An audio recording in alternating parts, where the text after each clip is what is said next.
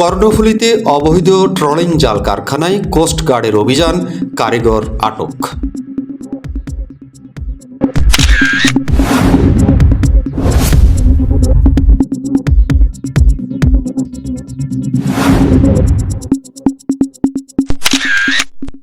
চট্টগ্রামের কর্ণফুলী থানাধীন চর পাথরঘাটা এলাকায় অবৈধ ট্রলিং জাল তৈরির কারখানায় অভিযান চালিয়ে একজন কারিগরকে আটক করেছে বাংলাদেশ কোস্টগার্ড।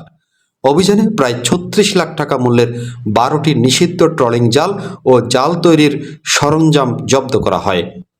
কোস্টগার্ড জানায়, এসব নিষিদ্ধ জাল ব্যবহারে সাগরের মাছের রেণু ও প্রজনন মারাত্মকভাবে ক্ষতিগ্রস্ত হচ্ছে।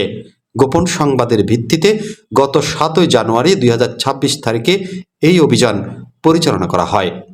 আটক ব্যক্তি ভারতের পশ্চিমবঙ্গের দক্ষিণ ২৪ পরগনা জেলার বাসিন্দা বলে জানা গেছে। তার বিরুদ্ধে আইনানুগ ব্যবস্থা প্রক্রিয়াধীন রয়েছে। বাংলাদেশ কোস্টগার্ড জানিয়েছে, মৎস্য সম্পদ সংরক্ষণে এ ধরনের অভিযান অব্যাহত থাকবে।